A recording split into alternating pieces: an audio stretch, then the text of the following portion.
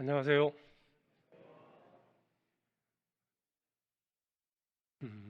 같이 기도드리겠습니다.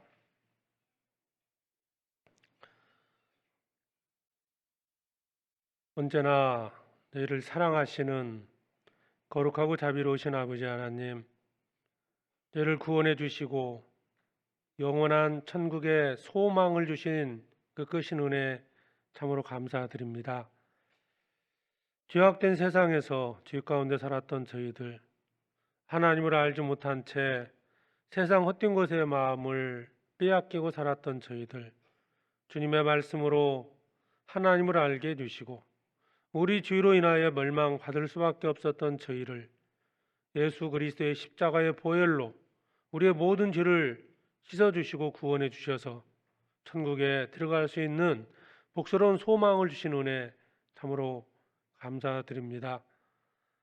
교회 안에 살아갈 수 있도록 주님이 역사하시는 교회 가운데 불러주시고 또 주님의 선한 뜻을 이루어갈 수 있도록 한 지체 삼아주셔서 이 마지막 시대 또 주님의 일꾼으로 살아가게 해주심도 참으로 감사드립니다. 세상은 날로 악해져 가고 있습니다.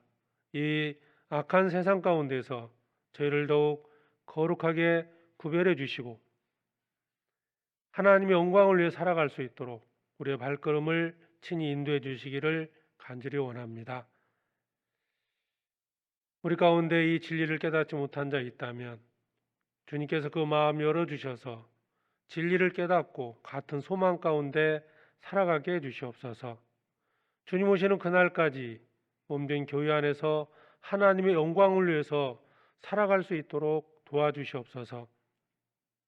우리의 발걸음이 꼭 세상으로 향하지 않도록, 우리 마음이 세상 헛된 것에 마음 빼앗기지 않도록 말씀으로 일깨워 주시고 때마다 일마다 늘 주님께서 우리의 모든 것을 주관해 주시기를 간절히 원합니다. 해외에서 선교 사역을 감당하고 있는 선교사들, 또 함께 복음을 전하는 모든 형제 자매들 일일이 기억해 주시고 어떤 고난 속에서도 낭망치 않도록 위로해 주시며 또 말씀으로 함께 해 주시기를 간구드립니다. 오늘 또 주일 아침 저희들 말씀 앞에 나왔습니다. 마땅히 깨닫고 아뢰할 것들을 오늘의 말씀을 통해서 나타내 주시고 또 우리가 말씀을 듣고 배운 것들을 마음에 새기고 삶 가운데서 순종하며 하나님의 영광을 나타나게 해주시옵소서. 함께하지 못한 주님의 귀한 자녀들 어느 곳에 있든지 지켜주시고 항상 교제를 사모하고 말씀을 사모하는 그 믿음 안에 살아가게 해주시옵소서. 모든 것 주님께 부탁을 드립니다. 우리를 사랑하시는 예수 그리스도의 이름으로 기도드립니다. 아멘. 성경 사도행전 23장을 찾겠습니다.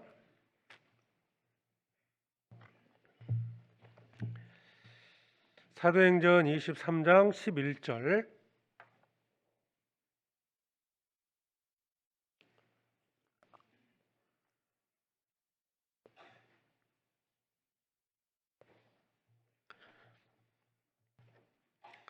사도행전 23장 11절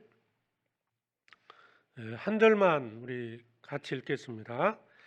그날 밤에 주께서 바울 곁에 서서 이르시되 담대하라, 내가 예루살렘에서 나의 일을 증거한 것 같이 로마에서도 증거해야 하리라 하시니라.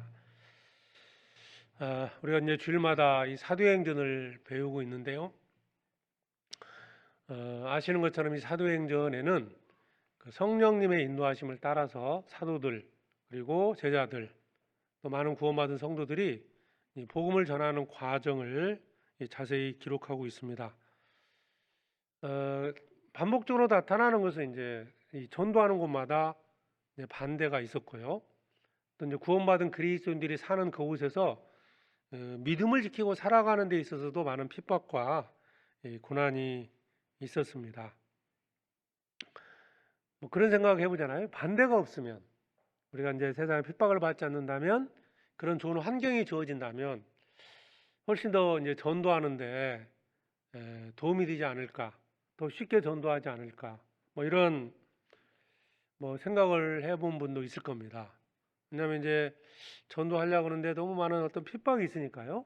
그런 것이 상당히 이제 두려움으로 다가올 수도 있고, 또 이제 믿음을 지키는 과정에서도 여러 가지 이제 고난이, 또 믿음이 성장하고 또 교회 함께 하는데 이제 어렵기 때문에 그런 생각을 할 겁니다.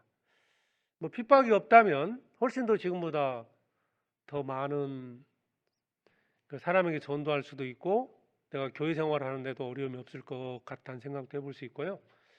또 여러 가지 고난이 없다면, 지금보다 경제적으로 훨씬 더 나아진다면 헌금도 많이 하고 더 주를 위해서 희생하며 살아갈 수 있지 않을까, 뭐 이런 생각을 할 수도 있는데요. 근데 이 호두 있잖아요. 호두 알맹이. 알맹이를 먹으려면 호두를 까야 하잖아요. 이거 깨뜨려야 하는데, 그 겉껍질을 깨지 않고 호두 알맹이를 먹을 수는 없습니다. 어쩌면 그와 같다고 보시면 돼요. 반드시 이 땅에 사는 동안에는 고난이 있고 핍박이 있습니다. 왜냐하면 이제 사탄에게 붙잡혀 있는 영혼을 이제 건져내는 것이 전도고, 또 이 세상은 사탄에게 속해 있기 때문에 이 세상에서 믿음을 갖고 살아간다는 게 결코 쉬운 게 아닙니다. 특히 이제 우리가 세상에서 고난을 당할 수밖에 없는 이유는 우리가 세상에 속해 있지 않기 때문이다. 구별되어 있다는 것을 또 입증하는 것 중에 하나가 바로 이제 우리가 핍박을 받는 건데요. 그런데 이제 이런 고난과 핍박 앞에서 우리가 어떤 태도를 갖는 것이 중요하느냐? 태도가 상당히 중요한 거잖아요. 이 고난에 왔을 때 이 고난을 어떻게 극복할 거냐?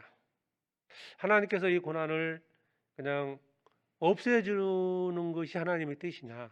아니면 우리가 고난을 극복해야 하느냐? 이 고난을 극복해야 한다. 이것이 이제 뭐 성경적인 뜻이고요. 그러면 이 고난 앞에서 우리가 어떤 태도를 가져야 할 거냐?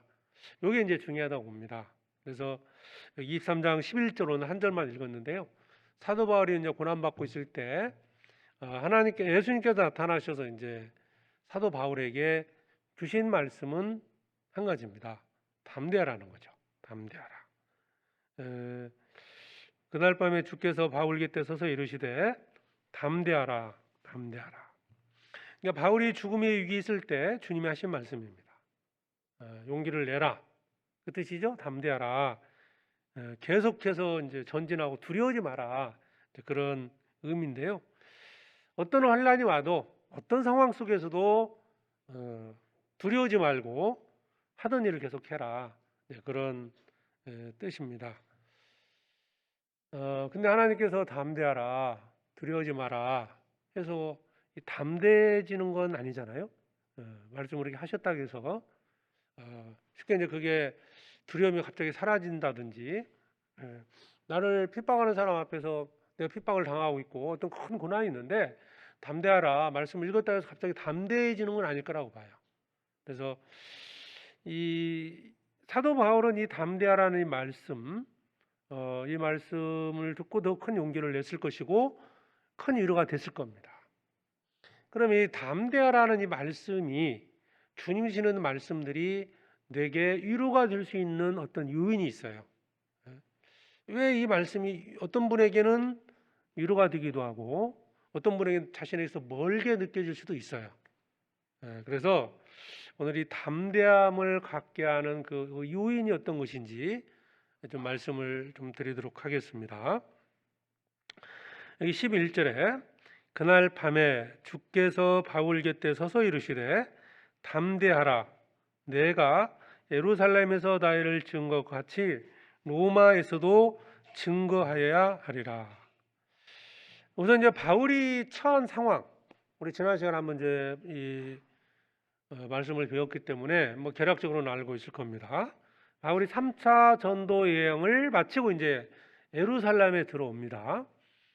물론 이제 예루살렘에 들어가게 되면 많은 핍박이 있을 거라는 경고를 이미 받은 겁니다. 그럼에도 불구하고 사도 바울은 예루살렘에 이제 들어왔습니다. 그 22장을 잠깐 볼까요? 22장 22절에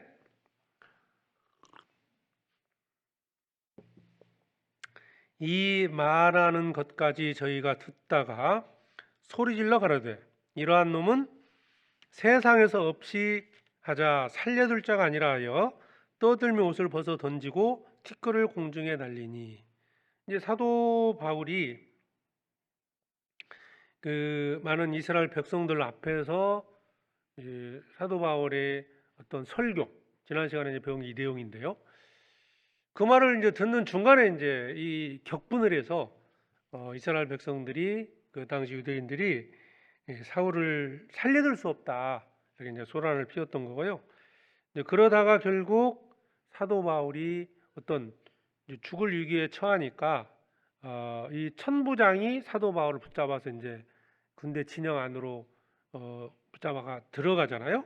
그래서 23장 10절에 보면 큰 분쟁이 생기니 천부장이 바울이 저희에게 찢겨질까 하여 군사를 명하여 내려가 무리 가운데서 빼앗아 가지고 영문으로 들어가라 하니라. 그래서 이제 사도 바울은 백성들의 수위로 인해서 천부장이 이제 바울을 이 군대 로마 군대 진영 안에 어떻게 보면 이제 가두었다고 볼 수도 있죠. 이 천부장은 그 지역의 이제 치안을 이제 담당하고 있었기 때문에 이제 소유가 나서 어찌되면 이제 사도 바울이 뭐 죽을 위기가 있었으니까 사도 바울을 뭐 좋은 의미로 이제 보호한다는 의미보다는 그런 어떤 소동 때문에 소유 때문에 사람이 죽을 수 있기 때문에 일단 내용을 알아보기 위해서 이제 붙잡아둔 거잖아요. 그래서 이 사도 바울을 죽이려는 무리들이 어떤 주변에 많이 있었고요. 그 13절, 12절에도 오면 23장 12절입니다. 날이 새매 유대인들이 당을 지어 맹세하되 바울을 죽이기 전에는 먹지도 아니하고 마시지도 아니하겠다 하고 이와 같이 동맹한 자가 40여 명이었더라. 대단하죠. 바울을 죽이기 전에는 먹지도 않고 마시지 않겠다는 사람이 40명이나 있었던 거예요. 그러니까 얼마나 그 위중한 상황인지를 이 내용을 보면 알 수 있습니다. 우리가 지금 이 말씀을 통해서 이걸 읽으니까 크게 실감이 안 날 수도 있지만 실제 사도 바울이 이제 그런 죽음의 위기에 처했던 건 사실입니다. 사도 바울을 죽이기 전에는 먹지도 않겠다. 그런 사람이 40명. 그리고 이제 밖에는 그런 사람들이 지키고 있고 이제 천부장에 붙잡혀서 그 로마 군대 진영 안에 사도 바울이 있었습니다. 그때 그날 밤에 주님이 오신 거예요. 담대하라. 사도 바울에게 얼마나 위로가 됐을까요? 뭐 거기서 바로 끌어내서 뭐 안전한 곳으로 이제 이동시켜주고 걱정하지 마라 이러면 뭐 또 한편 위로가 됐겠죠. 근데 상황은 변하지 않았는데 그 안에서 주님이 이제 담대하라 이렇게 이제 말씀을 하셨는데 물론 뭐 이 담대하라는 말씀 속에는 여러 가지 의미가 들어 있습니다. 그 상황을 바꿔주지 않는다는 뜻은 그 상황을 사도 바울이 극복을 해야 한다는 뜻이에요. 상황을. 그리고 이 말씀이 이제 사도 바울이 위로가 됐던 것은 이 말씀 자체에 있기보다는요. 그 다른 것이 훨씬 더 사도 바울이 위로가 됐을 거라고 봐요. 그러니까 담대하라라는 말씀보다는 물론 이것도 이제 주님께 큰 위로가 됐죠. 사도 바울에게는. 그런데 이 말씀, 담대하라는 이 말씀보다 사도 바울을 더 위로했던 것이 바로 이 내용, 11절 내용 속에 들어 있습니다. 첫 번째가 그날 밤에 주께서 바울 곁에 서서 이르시되, 자, 주님이 옆에 계셨다는 거예요. 주님이 함께 계신 것 자체가 사실은 위로가 되는 겁니다. 또 한 가지는 나의 일을 증거하고 같이 로마에서도 증거하여야 하리라. 이 말씀에 어떤 의미가 들어있을 것 같아요? 예루살렘에서 복음을 전했던 것처럼 로마에서도 증거할 것이다. 이 말씀 속에는 너는 여기서 절대 안 죽는다. 그 뜻입니다. 그죠? 지금 죽어버린다면 뭐 로마에 가서 살 수가 없죠. 그러니까 하나님의 계획을 미리 말씀해 주신 거예요. 너는 조금 위험은 있을 수 있지만 절대 이 예루살렘에서는 죽지 않는다. 이방인의 사도로 부르심을 받은 것처럼, 그리고 많은 곳에 복음을 전했던 것처럼 이제 마지막에 로마에 들어가서 복음을 전해야 된다. 이 약속은 바로 사도 바울에게 큰 위로와 용기가 됐을 겁니다. 아직은 때가 아니구나. 내가 여기서 그런 생각할 수도 있잖아요. 내가 여기 죽을 수도 있겠구나. 죽는 것이 두렵기보다는 이제 복음을 전하다가 결국 언젠가 우리는 죽게 되는데, 사도 바울은 아직은 때가 아니구나. 이 말씀이 사도 바울의 큰 위로가 됐을 겁니다. 사도 바울은 목숨을 아끼지 않고 복음을 전했죠. 그러니까 예루살렘에 올라가기 전에 함께했던 많은 장로들이나 사람들이 말렸죠. 예루살렘에 가면 죽을 수 있다. 그런데 나의 달려갈 길과 주 예수께 받은 사명 곧 하나님의 은혜의 복음 증거하는 일을 마치려 하면은 나의 생명을 조금 더 귀한 것으로 여기지 아니하노라. 내 생명을 조금 더 귀한 것으로 여기지 않겠다. 라는 그런 믿음 하에서 사도 바울은 예루살렘에 들어온 겁니다. 이 사명감이죠. 그러니까 두 가지죠. 주님이 함께 하신다는 거 하나 하고요. 두 번째는 사명감입니다. 우리도 어떤 고난 속에서도 담대함을 갖게 하는 요인은 이거라고 봐요. 주님이 나와 함께 하신다는 믿음이 있어야 됩니다. 그리고 또 한 가지는 사명감입니다. 어떤 고난 속에서도 주님이 나를 향한 계획이 있기 때문에 아직은 때가 아니다. 아직은 어려움이 있을 수는 있지만, 그러나 주님이 함께 하시고 주님이 나를 향한 계획이 있기 때문에 그 일을 이루기까지는 약간의 고난은 있을 수 있지만 내가 그렇게 염려하는 것처럼 엄청난 어떤 어려움은 생기지 않을 것이다. 이런 믿음을 갖고 있을 때 담대하라는 그 말씀이 내게 위로가 될 수 있다는 거예요. 우리도 성경 말씀을 늘 묵상하고 읽고 배웁니다. 하나님의 말씀이 위로가 되는 이유가 뭘까? 여러 가지 요인들이 있을 겁니다. 근데 사도 바울에는 주님이 옆에 계셔서 함께 하신다는 것이 실제로 이제 나타나서 말씀하신 거니까 이제 그걸 알았다는 것이고, 또 주님의 말씀을 통해서 주님이 아직은 때가 아니다라는 그 말씀이 큰 위로가 됐을 거라고 봅니다.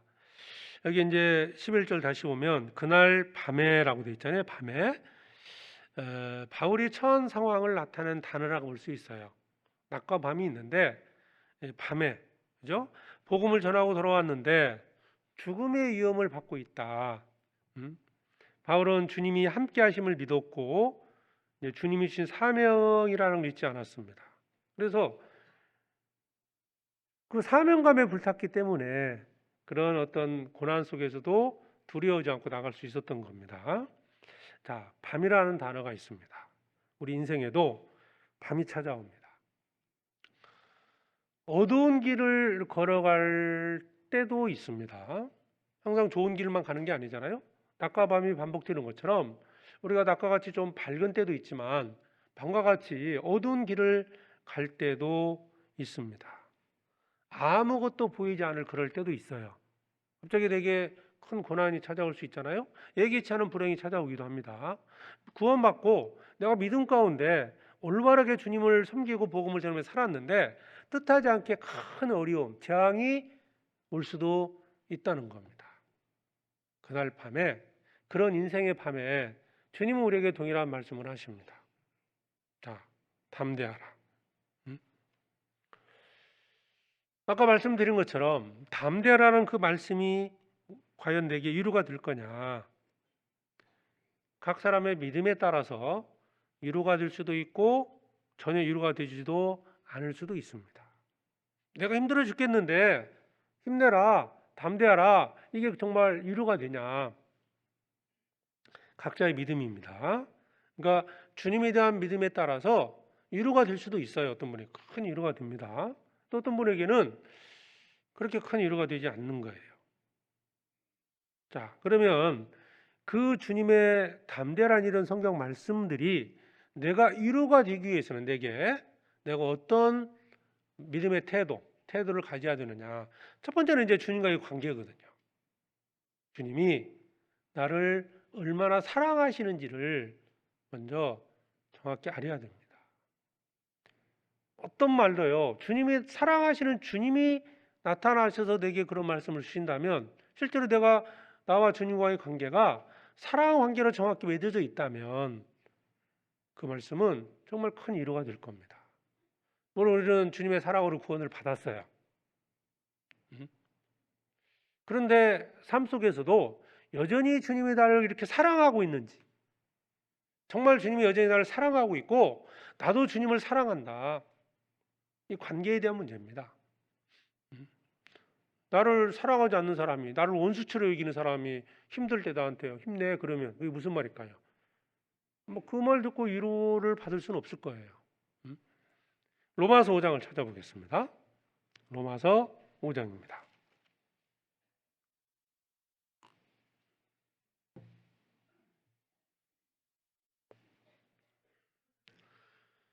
로마서 5장 8절에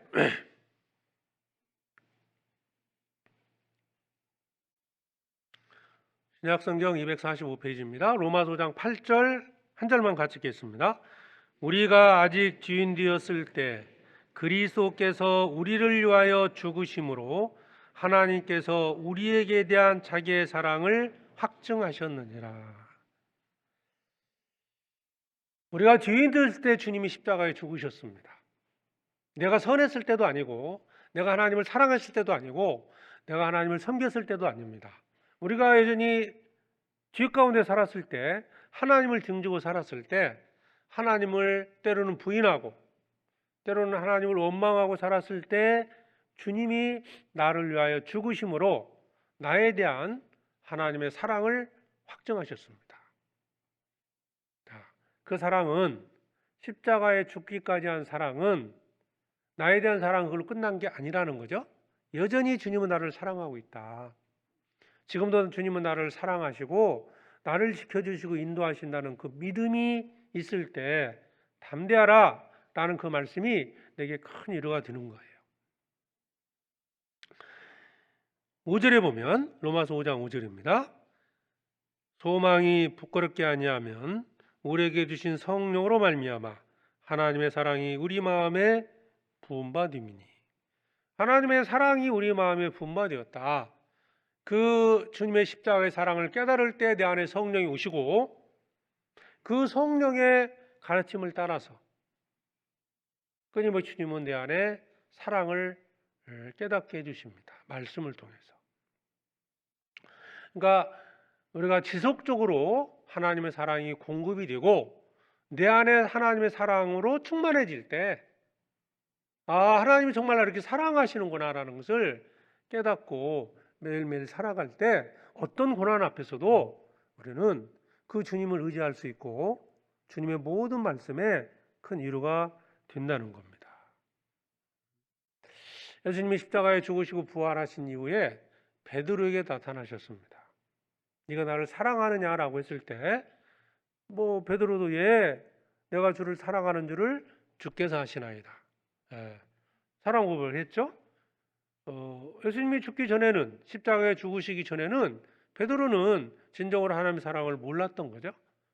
그런데 예수님이 십자가에 죽으시고 부활하셨을 때, 바로 예수님이 구약에 약속하신 그리스도였고 그 주님이 나를 위해 죽으셨구나, 이 사실을 깨닫게 됨으로써 이제 베드로도 주님을 사랑할 수 있는 그런 믿음을 갖게 된 겁니다. 내 양을 먹이라, 내 양을 치라. 그리고 베드로가 어떤 고난이 있을 것을 베드로에게 설명해 주셨습니다. 베드로는 그 주님의 사랑을 마음에 기억하면서 평생 복음을 전하다가 결국 베드로도 순교를 당했습니다. 첫 번째는 나에 대한 주님의 사랑을 알아야 됩니다. 거기에 비례해서 하나님에 대한 나의 사랑이 커질수록 어떤 고난 앞에서도 우리는 두려워하지 않고 복음을 전하고 믿음을 지킬 수 있다는 거예요. 엄마는 강하다고 그러죠. 여자는 약하지만 엄마는 강하다. 무슨 의미인지 아시잖아요? 예, 자녀에 대한 사랑, 내 자녀에 대한 사랑이 있기 때문에 그 사랑은 어떤 것으로 막지 못한다. 강해진다는 거죠. 사랑이. 그래서 주님에 대한 사랑이 클수록 어떤 고난에서도 그 고난을 이길 수 있는 힘도 있고요. 담대해질 수 있다는 거예요. 그냥 그 상황 자체에서 상황 가지고 이길 수 있는 게 아니에요. 우리 의지만으로 이길 수 있는 게 아니라 나에 대한 하나님의 사랑이 먼저고요. 그 사랑이 채워질수록 하나님을 향한 나의 사랑도 비례해서 커지는 겁니다. 만약 주님에 대한 사랑이 아직은 내가 미약하다 생각이 든다면 그건 억지로 가질 수는 없어요. 하나님이 나를 얼마나 사랑하시는지 우리는 성경을 통해서 깨달아 가야 됩니다. 도대체 나를 하나님은 얼마나 사랑하셨을까? 나를 얼만큼 사랑하시느냐? 이건 말씀 속에 있습니다. 그 사랑이 첫 번째로 나타나는 게 십자가의 사랑입니다. 십자가입니다. 십자가에는 나를 향한 하나님의 사랑이 나타나 있습니다. 보세요. 하나님이 사람이 돼서 이 땅에 오셨어요. 누구 때문이에요? 바로 나 때문입니다. 하나님 말로만 사랑한 게 아니잖아요. 십자가에 죽기까지 사랑했습니다. 독생자를 이 땅에 보내주시고 내 죄를 담당하시고 십자가에 죽으셨습니다. 창조주가 피조물인 나를 위해서 그렇게 죽으셨습니다. 그 사랑을 우리가 깨닫게 됨으로써 하나님과 나의 관계가 맺어진 거예요. 나도 이제 주님을 사랑할 수 있는 그런 믿음을 갖기 시작한 겁니다. 내가 먼저 주님을 사랑한 게 아니잖아요. 그 사랑이 얼마나 큰지. 하나님이 세상을 이처럼 사랑하사 독생자를 주셨으니 나를 그토록 사랑해서 이 땅에 예수 그리스도를 보내주신 겁니다. 하나님을 사랑하는 자는 하나님을 의지합니다. 하나님을 사랑하고 하나님을 의지하는 자가 어떤 상황에서도 담대할 수 있는 거예요. 왜 두려워할까? 사랑이 문제입니다. 상황 자체가 힘들어서 두려운 게 아니에요. 왜 염려할까? 사랑에 대한 문제입니다. 시편을 찾아보겠습니다. 31장.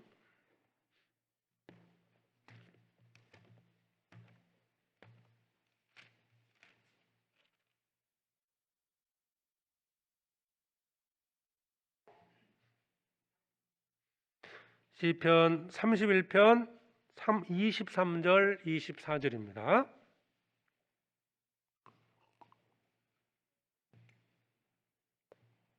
시편 31편 23절에서 24절. 우리 천천히 같이 읽어보겠습니다. 너희 모든 성도들아 여호와를 사랑하라. 여호와께서 성실한 자를 보호하시고 교만히 행하는 자에게 엄중히 갚으시느니라. 강하고 담대하라. 여호와를 바라는 너희들아. 너희 모든 성도들아 여호와를 사랑하라. 자, 누구한테 사랑하라고 명하시냐면 성도들입니다. 하나님 백성들이죠. 하나님의 자녀들입니다. 하나님의 자녀는 이미 하나님의 사랑을 깨달은 자들입니다. 그 깨달은 자들에게 여호와를 사랑하라. 주님을 사랑하라 말씀하시고요. 강하고 담대하라. 그죠? 하나님과 나와의 어떤 사랑의 관계가 정상적으로 맺어져 있고 작동을 할 때 고난 중에서 담대할 수 있습니다. 우리는 이 세상에 사는 동안에 많은 어려움이 찾아옵니다. 아는 대로 세상은 누구에게 넘겨졌어요? 마귀에게 넘겨진 거잖아요. 아담이 범죄함으로써 이 세상은 사탄에게 넘어간 겁니다. 그 안에서 우리가 구원받고 살아가는 겁니다. 그러니까 그리스도인들에게는 반드시 핍박이 있습니다. 전도하는데 반드시 반대가 있습니다. 그렇죠? 사탄의 어떤 권세 아래 붙잡혀 있잖아요. 어떤 이유로든지 반대가 있습니다. 교회를 다니는 사람들은 교회를 다니는 대로 반대하고, 종교가 다른 사람은 종교가 다른 대로 반대하고, 어떤 가치관이 다른 사람은 그 가치관 때문에 반대하고. 이유는 다양하죠. 그러나 본질은 같습니다. 결국 복음을 반대하는 거예요. 나에게만 특별한 상황이 있는 게 아니에요.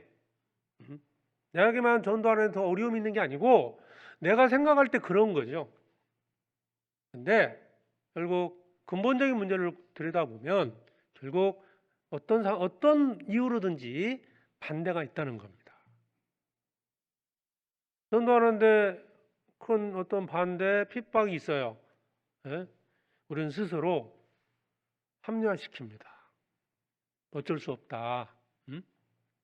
이런 상황이기 때문에 나는 어쩔 수 없다라는 그런 어떤 생각을 갖고 또 실제로 두려움도 생기고요.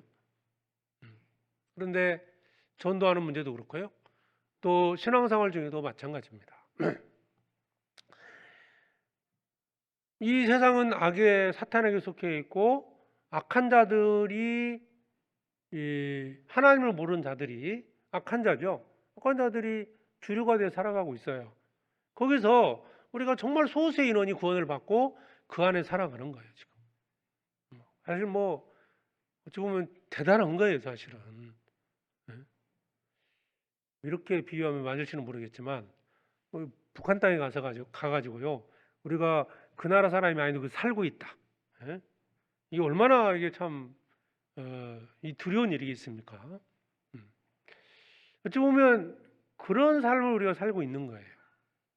그런데 여기서 우리가 이 세상과 싸워서 이기고 세상을 두려워하고 살 수 있는 것은 주님과 나의 관계입니다. 사랑입니다. 사랑. 주님이 나를 사랑하신다는 걸 알고 나를 지켜주신다는 그 믿음이 지금 나를 있게 하는 겁니다. 사랑이 없다면, 주님이 나를 버렸다고 생각하고 나를 사랑하지 않는다면 우리가 버틸 수 있는 힘이 어디 있겠어요? 내 힘으로 버틴 게 아니에요. 주님이 나를 사랑하신다. 나도 주님을 사랑하고, 그러니까 그 사랑의 관계 속에서 우리는 고난을 이길 수 있는 겁니다. 자, 고난이 왔어요. 뜻하지 않은 어려움이 찾아왔어요. 뭘 생각해야 됩니까? 그 상황보다는 주님이 나를 얼마나 사랑하고 있고 나도 얼만큼 주님을 사랑하는지를 생각해 봐야 돼요. 주님이 나를 이렇게 사랑하니까 나도 주님을 사랑하고 주님 앞에 세상에서 당당하게 살아갈 수 있습니다. 하나님이 나의 아버지입니다. 하나님이 나의 주십니다. 강하고 담대하라. 여호와를 바라는 너희들아. 여호와를 바라는 너희들아. 그렇죠? 주님을 의지하고 사는 자는 주님 앞에 세상에서 담대하게 살아갑니다. 주님이 나를 결코 버리지 않습니다. 내가 혼자인 것 같지만 사도 바울이 위로가 됐죠? 주께서 곁에 서서 말씀하셨습니다. 지금도 주님은 나와 함께 하시는 겁니다. 애들도 지금 주방에 자매님들 아마 봉사하실 것 같은데요. 애들도 자기 엄마가 주방에 있으면요 밥 타러 갈 때 당당해진다고 그랬죠. 그렇습니다. 정말 엄마가 주방에서 좀 봉사하고 있으면 한번 더 보고도 싶고요. 당당해집니다. 어찌 보면 우리가 이제 이걸 인식하고 살아야 돼요. 주님이 나를 사랑하시고 주님이 나를 지켜보신다는 겁니다. 주님에 대한 믿음이 담대하게 살 수 있는 원천이 되는 거예요. 요한 1서를 찾겠습니다.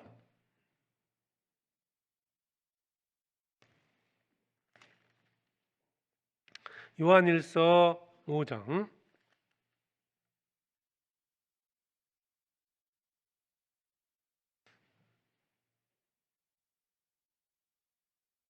5장 4절입니다.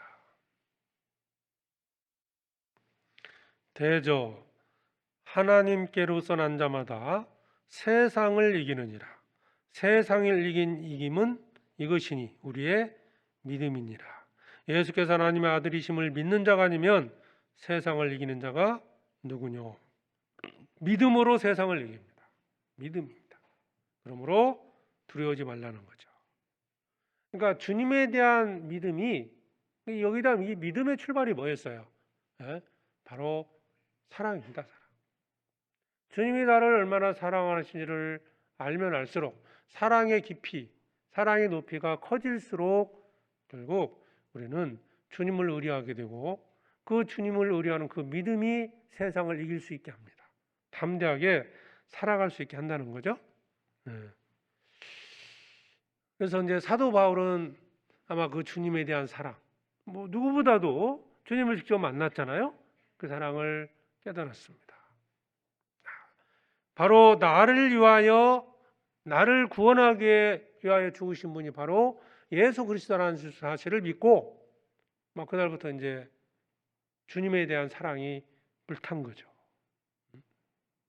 사랑은 죽음보다 강하다. 그렇죠? 사랑은 죽음보다 강하다. 아가서에 보면요. 아가서 한번 볼까요? 아가서 8장에 나오는 말씀이죠.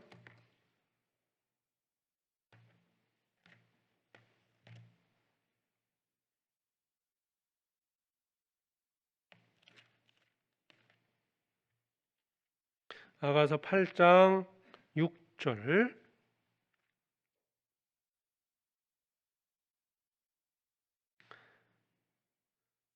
6절 7절을 같이 읽겠습니다. 너는 나를 인같이 마음에 품고 도장같이 팔에 두라. 사랑은 죽음같이 강하고 투기는 음부같이 잔혹하며 불같이 일어나니 그 기세가 여호와의 불과 같으니라. 이 사랑은 많은 물이 꺼치지 못하겠고 홍수라도 엄물하지 못하나니 사람이 그 온 가산을 주고 사랑과 바꾸려 할지라도 오히려 멸시를 받으리라. 사랑은 죽음같이 강하다 그랬어요. 사람에게 닥치는 가장 큰 고통이 뭘까요? 죽음이잖아요. 그죠? 죽을까봐 무서운 거잖아요. 돈이 뭐 병이 들었다. 병 들게 되면 결국 죽는다는 생각 때문에 두려움을 갖잖아요. 어떤 뭐 큰 핍박, 뭐 목숨의 위협을 느낀다. 그게 결국 죽음의 문제잖아요. 그런데 사랑은 죽음보다 강하다. 이 아가서 내용은 이제 솔로몬이 술람 여인과의 사랑이 지속되기를 소망하는 이 말인데요. 여기 이제 사랑의 네 가지 특징이 나옵니다. 사랑은 죽음같이 강하다. 주님이 우리를 사랑하시기 때문에 십자가에 죽으셨습니다. 사랑을 알 수 있는 유일한 길이 뭐예요? 사랑을 어떻게 합니까? 나타나야 합니다. 그렇죠? 뭐 마음으로만 사랑한다 아무리 말을 해도요. 나타나기 전에는 알 수가 없습니다. 우리는 사랑으로 말미암아 나타난 결과물을 보고 아는 거예요. 주님이 나를 사랑하셔요. 십자가를 통해 나타나 주셨어요. 나는 주님을 사랑합니다. 무엇을 통해서 내가 주님을 사랑하는 것을 나타내는가?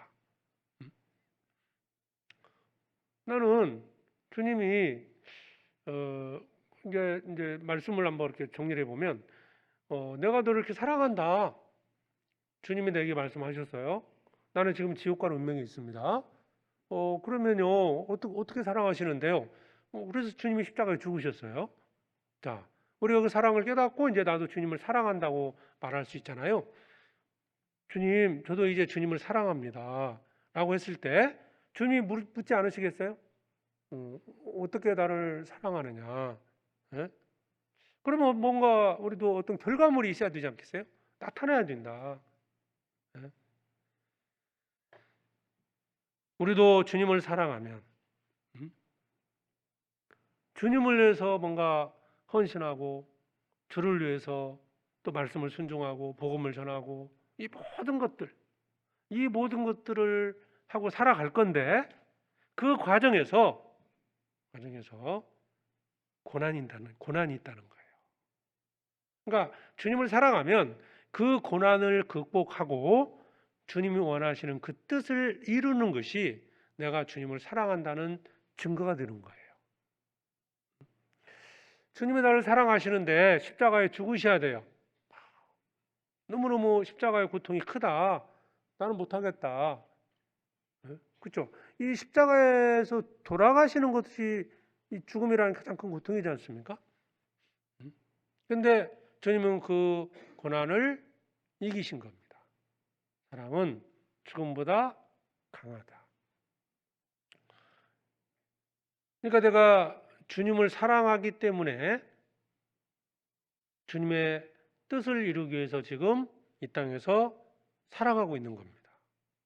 그러잖아요.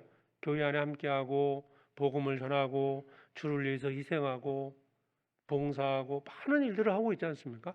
그런데 그런 과정에서 그 주님의 뜻을 이루는 과정에서 어려움이 생긴다는 거예요. 그 사랑을 나타내는 과정에 생긴 여러 가지 일들이 바로 고난이라는 거죠. 그러면 이 고난을 이길 수 있는 게 뭐냐? 상황이 사라지는 거다? 그게 아니잖아요.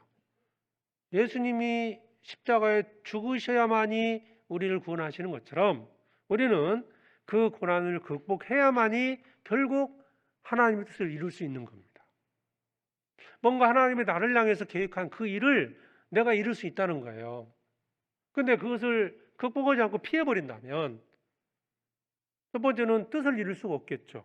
두 번째는 그 하나님을 사랑한다는 그 말을 입증할 수가 없는 거예요. 그러니까 우리는 이 고난을 극복을 해야 된다. 사도 바울에게도 야 담대해라. 그 상황을 없애준 게 아니에요.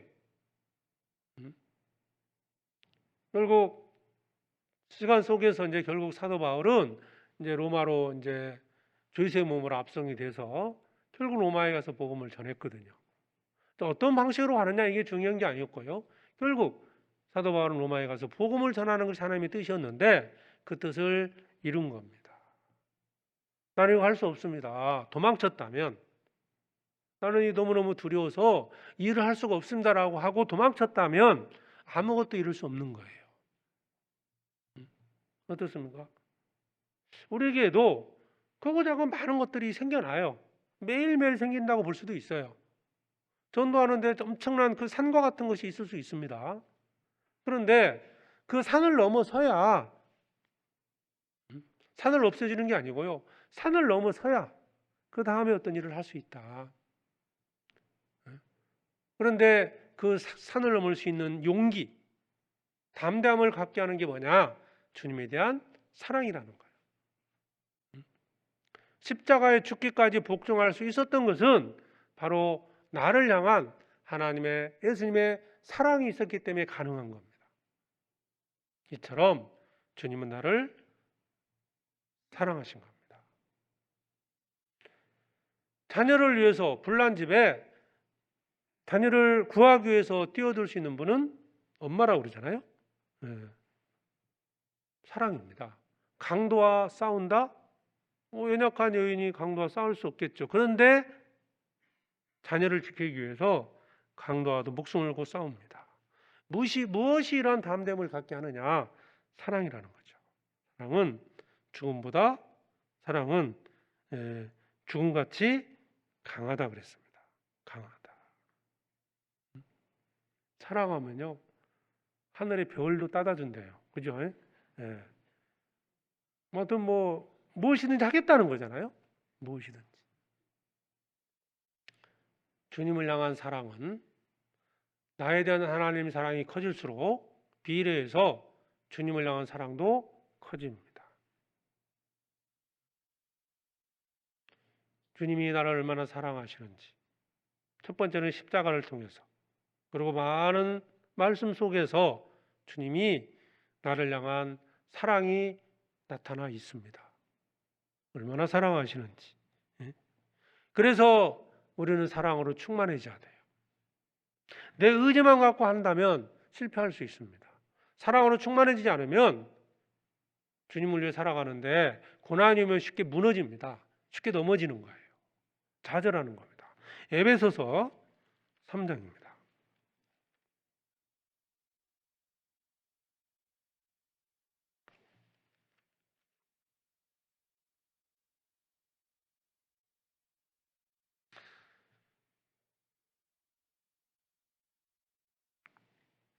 에베소서 3장 18절에 능히 모든 성도와 함께 지식이 넘치는 그리스도의 사랑을 알아 그 넓이와 길이와 높이와 깊이가 어떠함을 깨달아 하나님의 충만하신 것으로 너에게 충만하게 하시기를 구하노라. 자, 그리스도의 사랑을 알아. 그리스도의 사랑을 알아. 우리가 구원받을 때 주님의 사랑을 깨달은 겁니다. 그리고 그다음 넓이와 길이와 높이와 깊이가 어떠함을 깨달아 충만해지기를 원한다. 뭘로요? 주님의 사랑으로 충만해져야 한다는 거예요. 길이, 높이, 넓이, 길이가 얼마나 되는지를 우리는 깨달아야 된다. 어쨌든 사랑으로 충만해질수록 내 안에 사랑이 충만해질수록 고난도 이길 수 있는 힘도 커지는 거예요.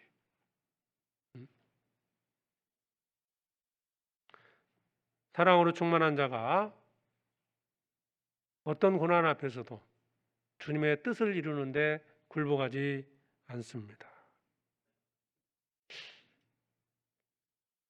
사랑하기 때문에 우리는 주님 말씀에 순종하는 겁니다.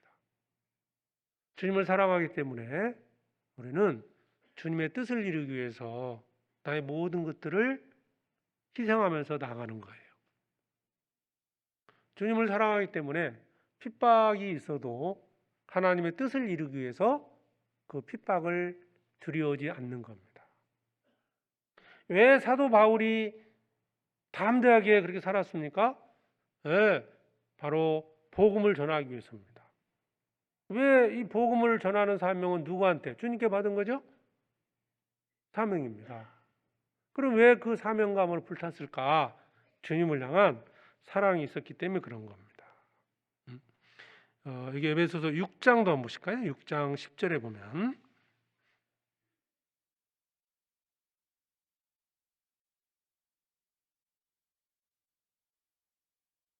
6장 10절에 정말로 너희가 주 안에서 그 힘의 능력으로 강건하여지고 마귀의 길을 능히 대적하기 위하여 하나님의 전신갑주를 입으라. 여기 보면 마귀의 계계를 능히 대적하기 위해서 하나님의 전신갑주를 입으라 그랬어요. 결국 우리는 이제 마귀와 싸움이고요. 전신갑주를 입어야 된다. 나를 보호하고 또 싸우기 위해 성령의 검도 가져야 됩니다. 근데 이것은 결국 이 모든 것들은 주님을 향한 사랑입니다. 결국 주님을 향한 사랑이 내 안에 충만해져야만이 그 하나님의 전신갑주를 입고 싸울 수 있는 거예요. 아무리 많은 것들을 가지고 있어도요, 아무리 많은 무기를 입고 그래도요, 군인이 사기를 잃어버리면 싸울 수 있겠습니까? 첨단 무기를 가지고 있어도 군인이 적과 싸우면서 사기를 잃어버렸다. 아니면 뭐 나라에 대한 어떤 충성심이 사라져버렸다. 그럼 싸울 이유가 없는 거예요. 우리는 주님을 사랑하기 때문에 주님에 대한 충성심이 있는 거예요. 죽도록 충성하라. 사랑 때문에 생긴 거 아닙니까? 사랑. 그래서 사랑은 죽음같이 강하다 그랬고요. 또 그 뒤에 보면 사랑은 불같이 일어난다. 사랑에 불이 붙으면 끌 수가 없는 거예요. 바람 불 때 불이 붙었어요. 끌 수가 없는 거예요. 무엇으로 끌 수가 없다. 물로도 끌 수 없다. 사랑은 물로도 홍수로도 끄지 못한다. 사랑은 어떤 물건하고도 바꿀 수 없다.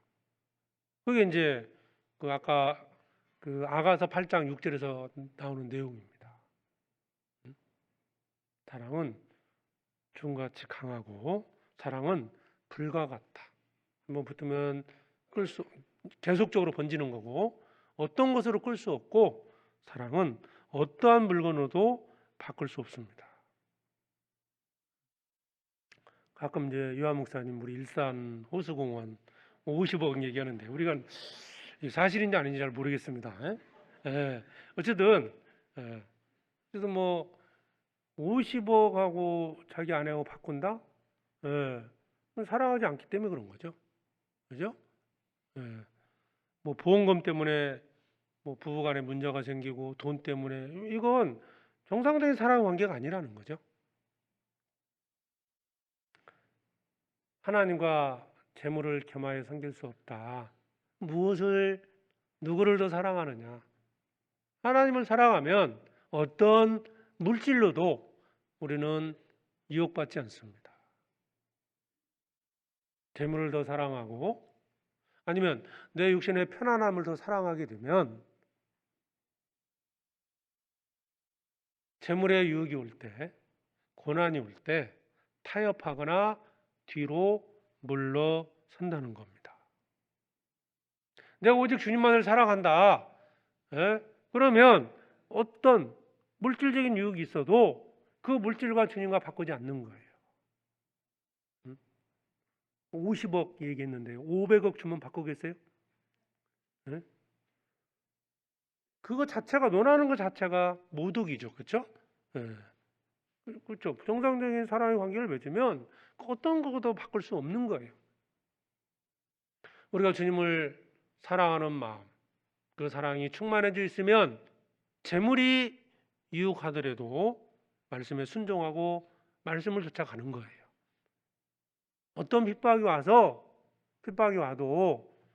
주님을 사랑하기 때문에 그 핍박에 굴하지 않고 담대히 나갈 수 있는 겁니다. 첫 번째는 바로 사랑입니다. 담대할 수 있게 하는 요인이 뭐냐? 나에 대한 하나님의 사랑을 깨닫고 나도 주님을 참으로 사랑하는 그 믿음. 이것이 담대함을 갖게 하는 겁니다. 다시 사도행전 23장을 보시죠. 11절.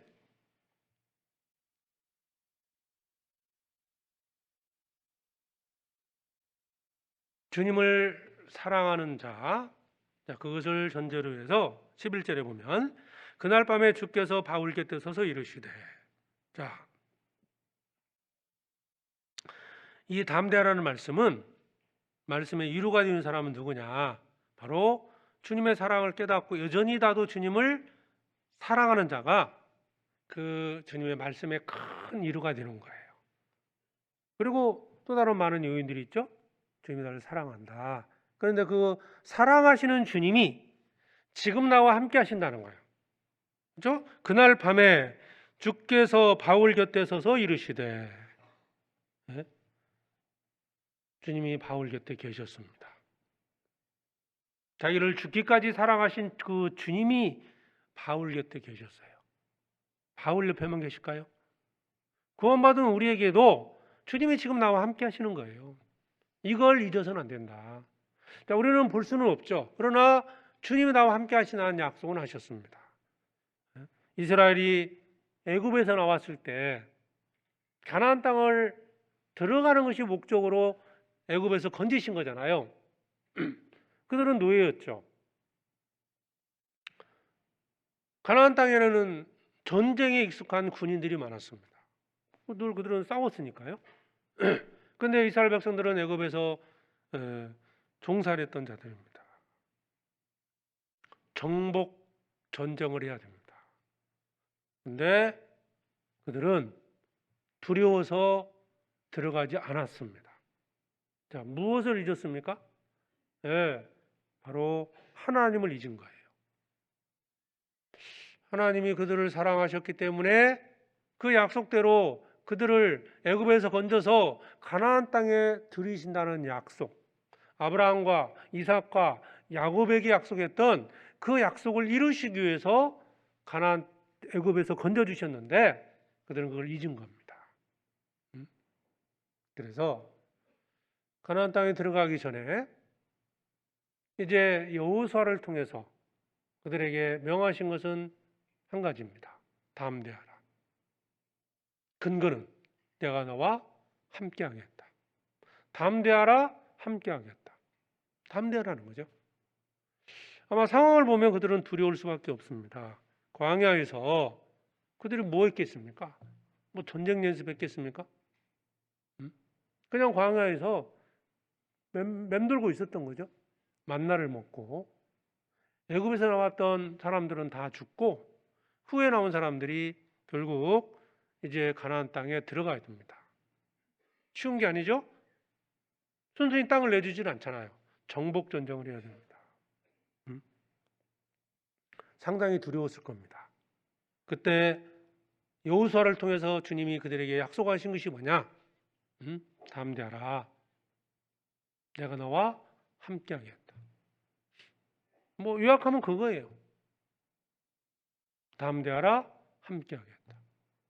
주님이 나와 함께하십니다. 우리도 정복 전쟁을 하는 자들이죠.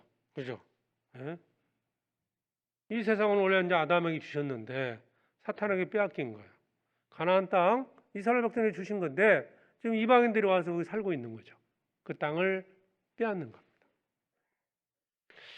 한 번도 전쟁을 경험해 보지 않은 자들이 얼마나 가나안 땅 들어가는데 두려움을 있겠습니까? 우리도 구원받고 이 세상과 싸우는 거예요. 사탄에게 붙잡힌 영혼들을 건져내는 거죠. 두려움이 있을 수 있습니다. 그런데 두려우지 마라. 함께하기 때문이다. 이사야 41장을 보시죠.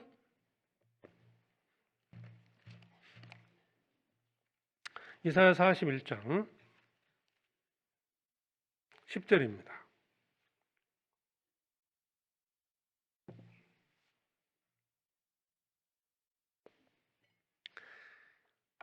(1015페이지) 이사야 41장 10절 같이 읽겠습니다.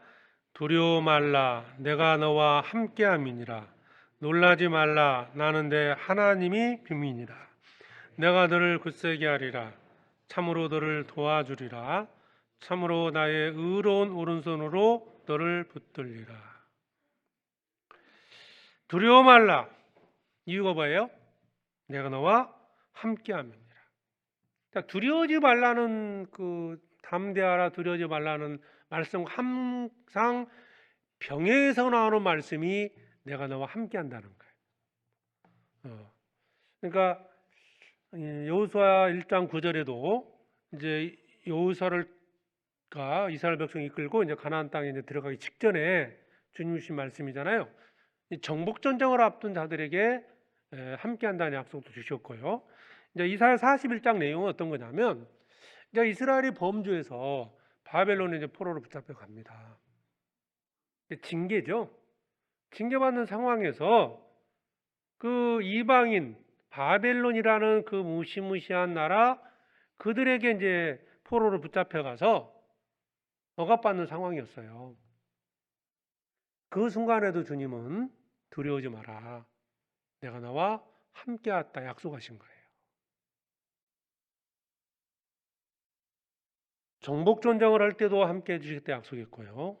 비록 내가 꼭 죄로 인해서 징계받는 그 순간에도 주님은 나를 지켜주신다는 거예요. 두려워하지 마라. 내가 너와 함께함이니라. 징계받는 그런 어떤 어려움 속에서는요, 하나님 나를 버렸다라고 생각할 수도 있습니다. 그죠? 가나안 땅에 이스라엘 땅에 살았던 이스라엘 백성들이 바벨론의 포로로 잡혀갑니다. 아, 하나님 우리를 버리셨구나 라는 생각은 그들이 받는 고통보다 더 버림을 받았다는 것이 더 큰 고통이 될 수도 있습니다. 그런데 주님은 그들에게 약속을 하신 거예요. 두려워하지 마라. 내가 너와 함께함이니라. 혹시 내가 주님 말씀에 불순종해서 혹 지금 징계받는 어떤 상황일 수도 있고 하나님의 말씀을 벗어나서 혹시 합당치 못한 길로 걸어갈 수도 있습니다. 그런데 그 가운데서도 주님은 나를 지켜주고 계시고 영원히는 아니다. 결국 이스라엘은 다시 돌아옵니다. 그 바벨론으로부터도 하나님께서 이스라엘을 지켜주셨다. 그런 것처럼 주님은 동일한 말씀을 내게도 하시는 거예요. 두려워 말라. 세상이 나를 억압한다 할지라도 두려워하지 마라. 내가 너와 함께합니다. 그 약속은 지금 우리에게도 이어지고 있습니다. 예수님이 마지막 승천하기 전에 제자들에게 하신 말씀이 있죠. 내가 세상 끝날까지 너희와 항상 함께 있으리라. 세상 끝날까지 항상 너희와 함께 있을 것이다. 사도 바울도 그 약속을 믿었고, 아까 사도행전 20장 11절에서는 실제로 주님이 나타나는 것을 말씀해 준 거잖아요. 고린도전서 15장을 찾겠습니다.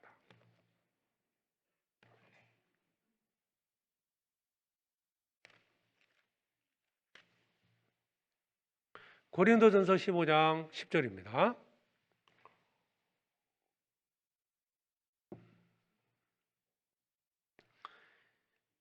그러나 나의 고린도전서 15장 10절 그러나 나의 나된 것은 하나님의 은혜로 된 것이니 내게 주신 그 은혜가 헛되지 아니하여 내가 모든 사도보다 더 많이 수고하였으나 같이 읽어보죠.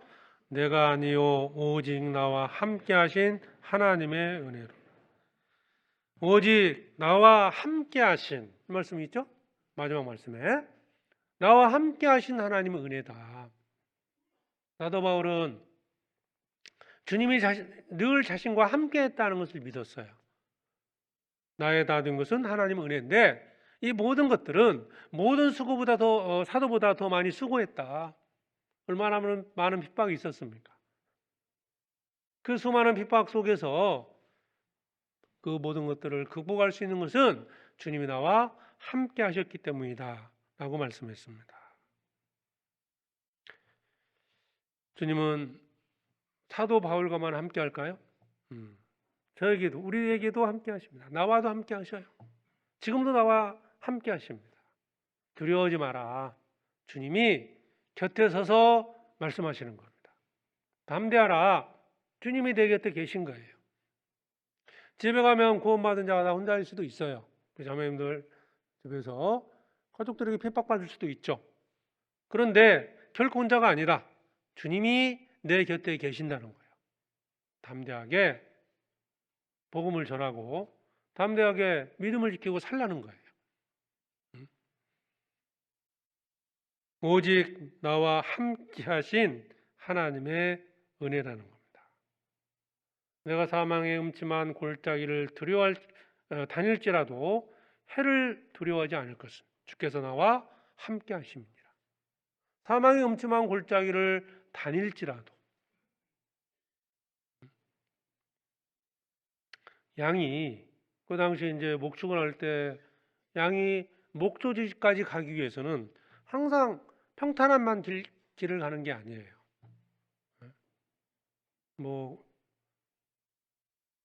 이 지역으로 옮겨가야 되는데 풀이 있는 곳에 가려면 여러 곳을 건너가야 한다는 거죠.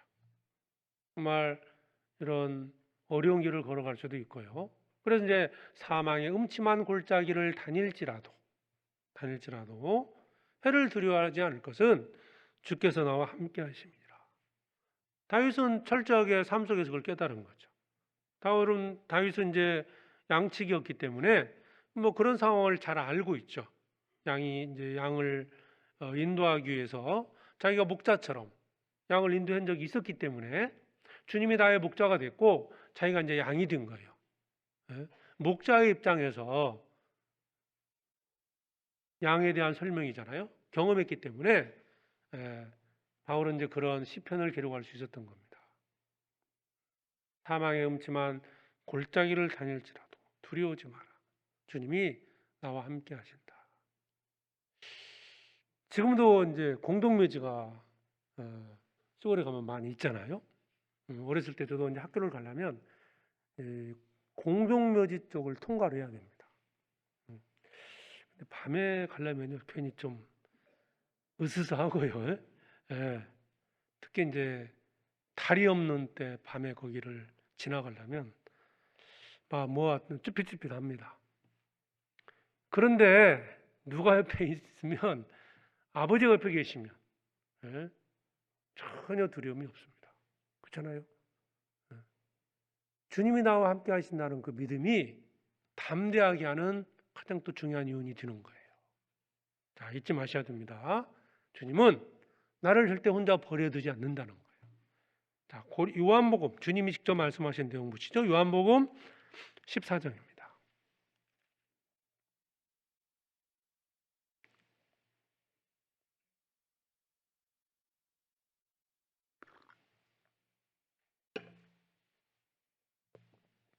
요한복음 14장 16절입니다.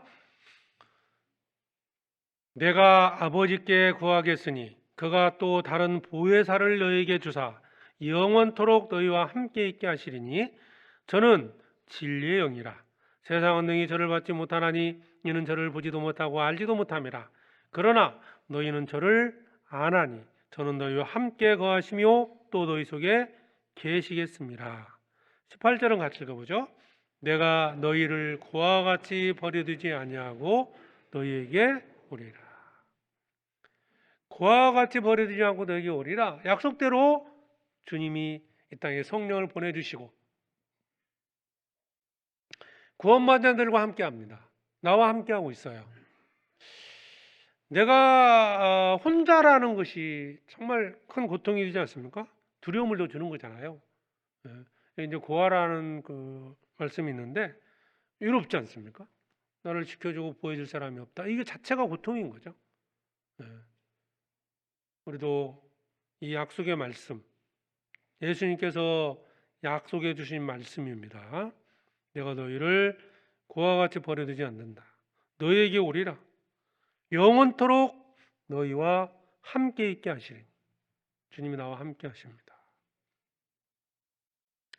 그래서 두려워하지 마시고요. 뭐 형제자매님들 각 가족마다 이제 형제자매들마다 각 상황은 다를 거예요.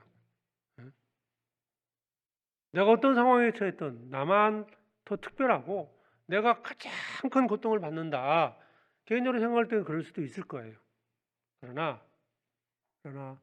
주님이 나와 함께 하신다는 거 잊지 마십시오. 고아가 아니다. 홀로 그 고통을 이기라는 게 아니에요. 바울이 아무도 없는 상황에서요. 그 로마 그 진영에 들어간 거잖아요. 로마 그 군인들. 거기서 혼자 있죠. 죽을 수도 있잖아요. 근데 주님이 곁에 계셨습니다. 담대하라. 얼마나 위로가 됐겠습니까? 주님이 나와 함께 하시고 주님도 그 사도 바울에게 나타나셨던 주님이 이 말씀을 통해서 우리한테 말씀하시는 거예요. 내가 영원토록 너희와 함께 있을 것이다. 내가 너희를 고와 같이 버려두지 않을 것이다. 약속하셨기 때문에 두려워하지 마시고요. 그런 담대함으로 살아가야 됩니다. 또 요한복음 16장 33절입니다.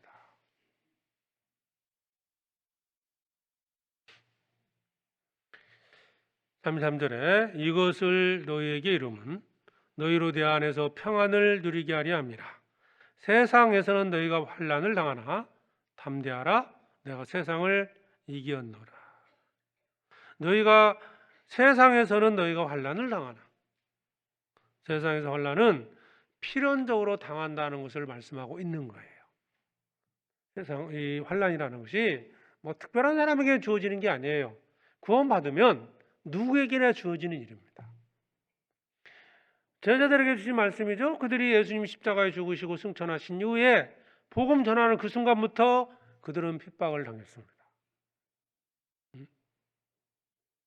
물론 예수님을 추종했다, 예수님을 따랐던 이유 때문에 많은 어려움을 겪었습니다.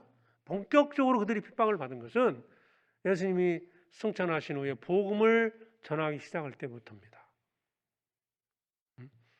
그러니까 환난을 당하는 것은 필연적으로, 보편적으로 누구나 이 환난은 있다는 겁니다. 환난을 당할 때 우리가 취할 태도는 뭐냐? 담대하라는 거예요. 그러면 담대할 근거는 뭐냐? 바로 내가 세상을 이겼다는 겁니다. 이건 세상을 이겼다는 말씀이 나오죠?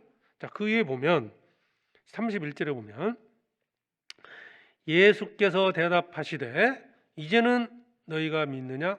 보라, 너희가 다 각각 제 곳으로 터지고 나를 혼자 둘 때가 오나니 벌써 왔도다.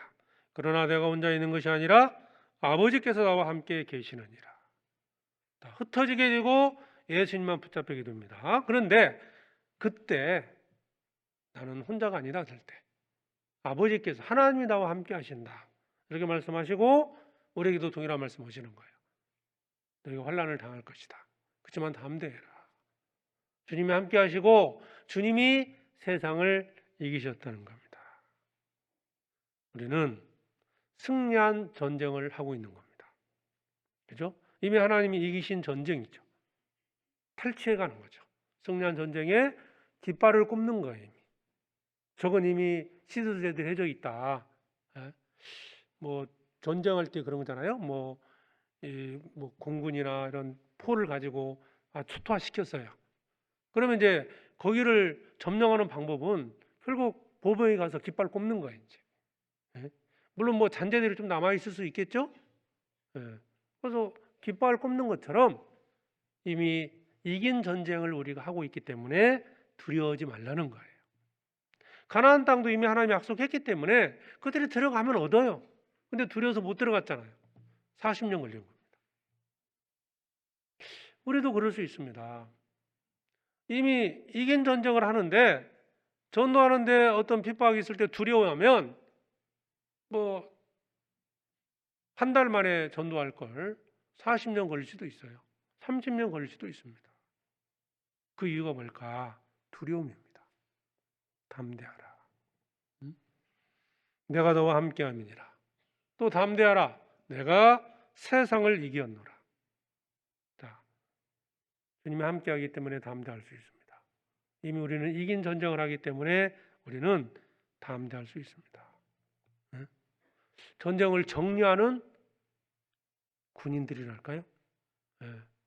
이미 끝난 전쟁 뒤에서 보고 다니는 거예요 지금.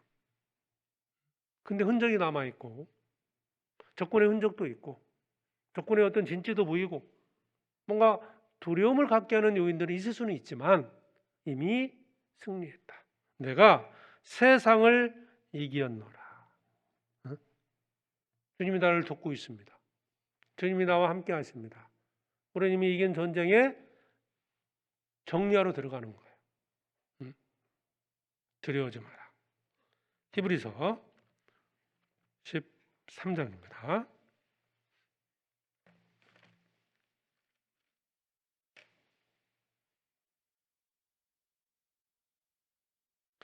히브리서 13장 6절입니다.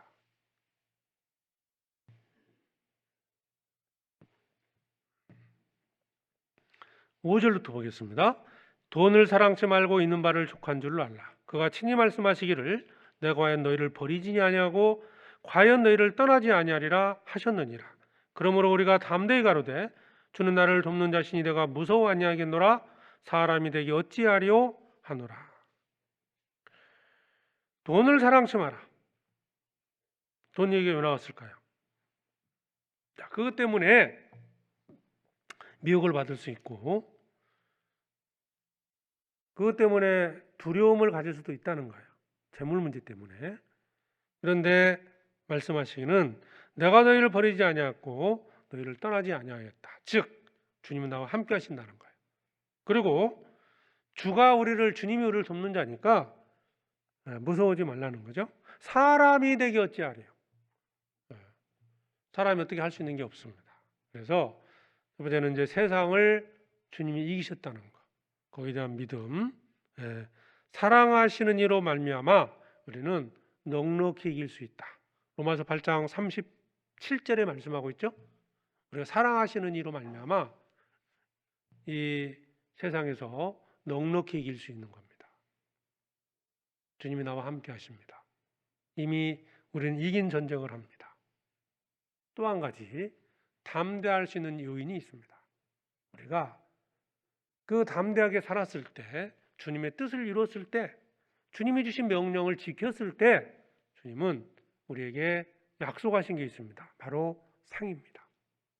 히브리서 10장 35절입니다.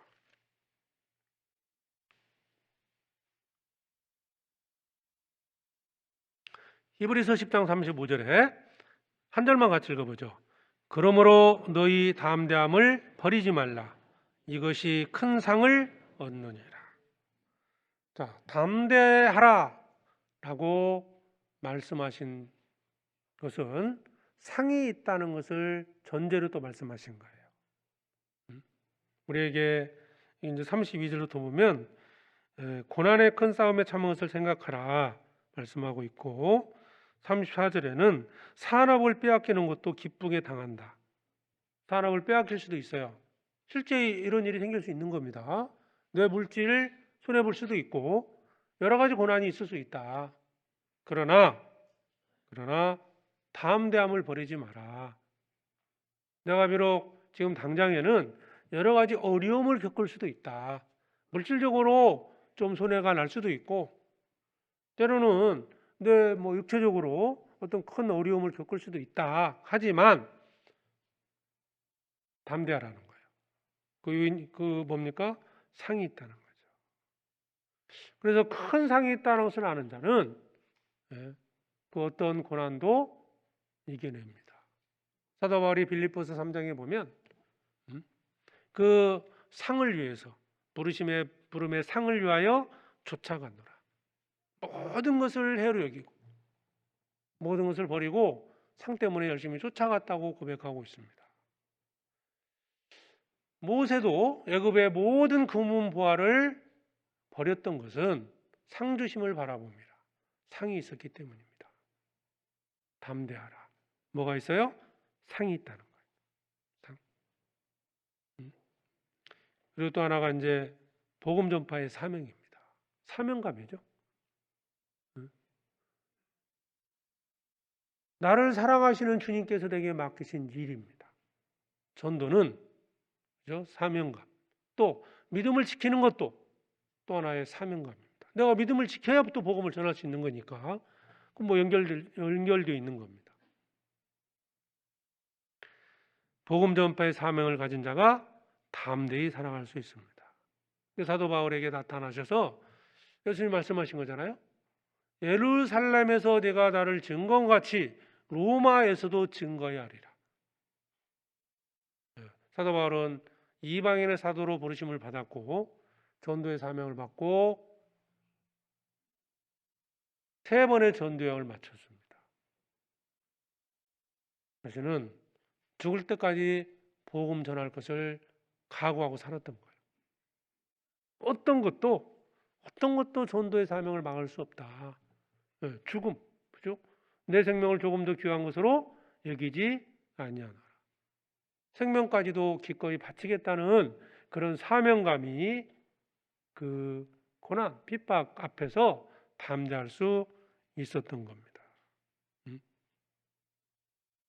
베드로와 요한도 그 당시에 많은 사도들도 목숨 걸고 전도했지 않습니까? 그 사명감이죠. 사도행전 4장을 보시면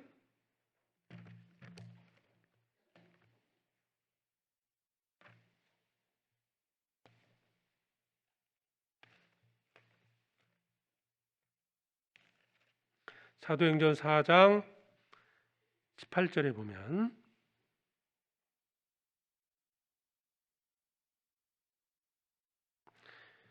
그들을 불러 경계하여 도무지 예수의 이름으로 말하지도 말고 가르치지도 말라 하니 베드로와 요한이 대답하여 가로되 하나님 앞에서 너희 말 듣는 것이 하나님 말씀 듣는 것보다 옳은가 판단하라. 우리는 보고 들은 것을 말하지 아니할 수 없다니. 이게 이제 베드로와 요한 초기죠. 초기에 이제 복음 전했을 때 그 유대인들이 전도하지 못하도록 막았어요. 핍박이 있었다는 거죠. 도무지 예수의 이름으로 말하지 마라, 전도하지 마라 했을 때 그들이 베드로 요한이 대답한 것이 우리는 보고 들은 것을 말하지 아니할 수 없다. 사명감이잖아요. 그러니까 이렇게 말을 하니까 이제 어떨 수 방법이 없었던 거예요. 이 반대했던 사람도. 사실 우리는 그 핍박 앞에서요 전도하는데 어려움이 반드시 생깁니다. 그 핍박 앞에서도 우리는 사명감을 갖고 이 사도 베드로와 요한이 말했던 것처럼 보고 들은 것을 말하지 아니할 수 없다. 내가 보고 들은 게 있잖아요. 내가 본 게 있고 내가 들은 게 있습니다. 예수님의 십자가를 받고 복음을 들었습니다. 예수님은 나를 위해 죽으셨고 나를 의롭다 하시기 위해서 살아나셨습니다. 예수님은 모든 사람을 위해 죽으셨습니다. 누구든지 복음을 듣고 믿으면 구원받습니다. 이 엄청난 기쁜 소식이 있는데 전하지 않겠습니까? 주님이 내게 주신 명령이 아니라 할지라도 우리는 이 기쁜 소식을 전할 책임이 있는 거예요. 그 사명감이 더 담대함을 갖게 합니다. 그리고 또 한 가지는 우리의 어떤 삶의 모습이죠. 죄입니다. 죄. 내가 안에 죄가 들어오면 담대함이 사라집니다. 담대할 수가 없는 거예요. 왜 신앙의 다름질을 멈추냐? 핍박보다는 어찌 보면 죄 때문에 내가 신앙생활의 다름질을 멈춘다고 볼 수 있어요. 죄입니다. 죄를 버려야 돼요. 뭐 핍박 때문에도 아니면 여러 가지 요인 때문에 내가 신앙생활을 잘 못한다? 물론 그것도 일면 이유가 있을 수도 있을 겁니다. 그런데 담대함을 사라지게 만드는 것은 바로 죄입니다. 스스로 거리낌이 생기거든요. 내가 이렇게 사는데 주님이 도와주실까? 내가 이런 죄 가운데 있는데 주님이 나와 함께 하실까? 내가 이런 죄를 가지고 교회 나갈 수 있을까? 이러면서 결국 담대함을 갖지 못하고요. 세상 사람처럼 살아가는 겁니다. 요한 1서를 보겠습니다.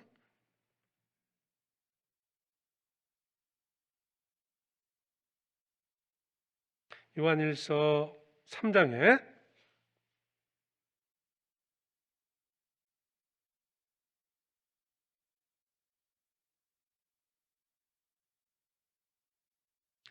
20절입니다. 요한일서 3장 20절. 우리 마음이 혹 우리를 책망한 일이 있거든 하물며 우리 마음보다 크시고 모든 사람을 아시는 하나님일까 보냐. 사랑하는 자들아, 만일 우리 마음이 우리를 책망할 것이 없으면 하나님 앞에서 담대함을 얻고, 우리 마음이 우리를 책망할 것이 없으면 하나님 앞에서 담대함을 얻습니다. 담대함을 얻게 하는 또 하나의 중요한 요인이 이겁니다. 내가 죄를 지게 되면 하나님 앞에 기도하기도 어려워져요. 무엇을 구하겠습니까? 기도할 수 있겠어요? 어떠세요? 내가 죄를 가지면 두려움이 생깁니다. 하나님 앞에도 두려워지는데 세상에서 담대할 수 있겠어요? 성도들 앞에서 두려움을 가질 수 있어요. 숨은 허물이 있다면. 그러니까 교제 나오는 것을 거리껴지는 거죠. 세상과 싸울 수 있겠어요? 이미 싸우기 전에 스스로 무너집니다. 핍박 앞에 죄가 있으면요, 핍박 받는 것도 생기지 않을 수 있어요. 이미 무너져 있거든요. 사탄은 무너져 있는 사람과 싸움을 걸 이유가 없어요. 그래서 깨끗할수록 빛으로 나갑니다. 죄가 있을수록 빛으로 나오는 것을 두려워합니다. 교제를 두려워하는 것은 죄가 있기 때문입니다. 모임에 그렇다고 해서 오해하지는 마세요. 또 교제 한 번 안 나오면 죄가 있어 안 나왔다 이렇게 생각하지 마시고, 자꾸 이제 구역 모임이든 조모임이든 이런 교제에 자꾸 불참하는 것이 어찌 보면 그런 이유도 있을 수 있는 거예요. 왜? 자기 양심은 알거든요. 두려운 겁니다. 그래서 자신을 깨끗게 해야 됩니다. 자신에게 책망할 일이 없을 때 담대히 하나님께 나갈 수 있고 세상과도 싸움에서 담대히 싸울 수 있는 거예요. 그래서 우리가 담대하라 해서 담대해지는 것은 아닙니다. 담대하게 살아갈 수 있는 그런 요인들이 더 중요합니다. 사도행전 23장 다시 보겠습니다.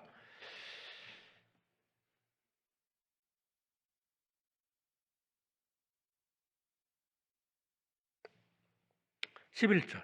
그날 밤에 주께서 바울 곁에 서서 이르시되 담대하라. 네가 예루살렘에서 다 이를 증거와 같이 로마에서도 증거하여야 하리라 하시니라.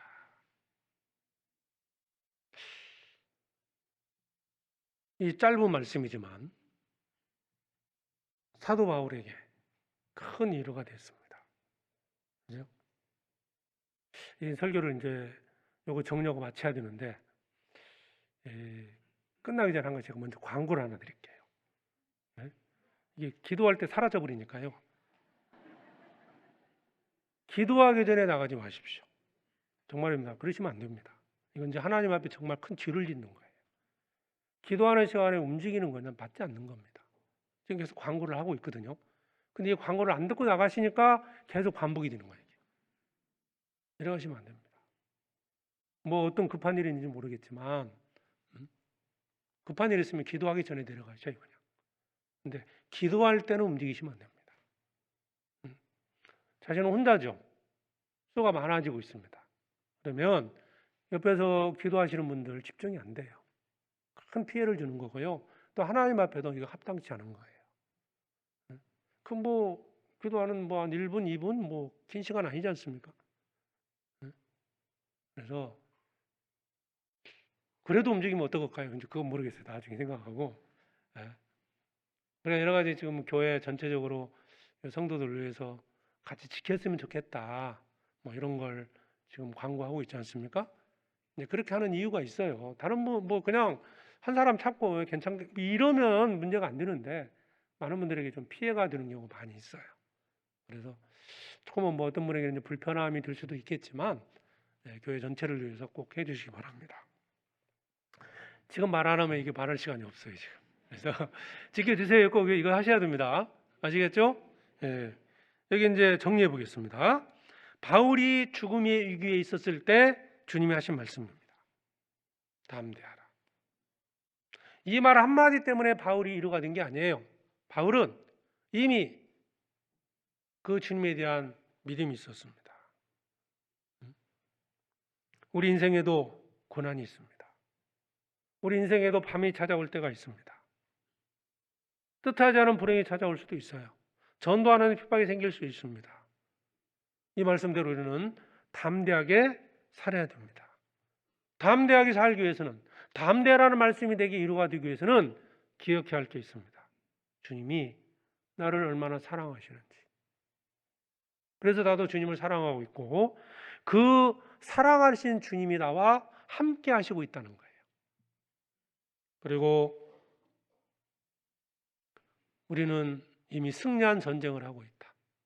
내가 담대하게 가면 그 싸움은 반드시 이깁니다. 물러서면 이길 수 없어요. 내가 물러서면 다른 사람을 통해서 할 거예요. 어쨌든 내가 담대히 나아가면 그 싸움은 반드시 이길 수 있습니다. 그리고 그 고난과 핍박을 견뎌냈을 때 주님이 내게 약속하신 상이 있습니다. 그리고 주님이 죽음을 두려워하지 마라. 아직은 때가 아닙니다. 아직 내게 할 일이 남아있기 때문에 주님은 나를 남겨두신 것이고 그래서 주님이 상급이 있다는 거 전도의 사명을 잊지 마시고요.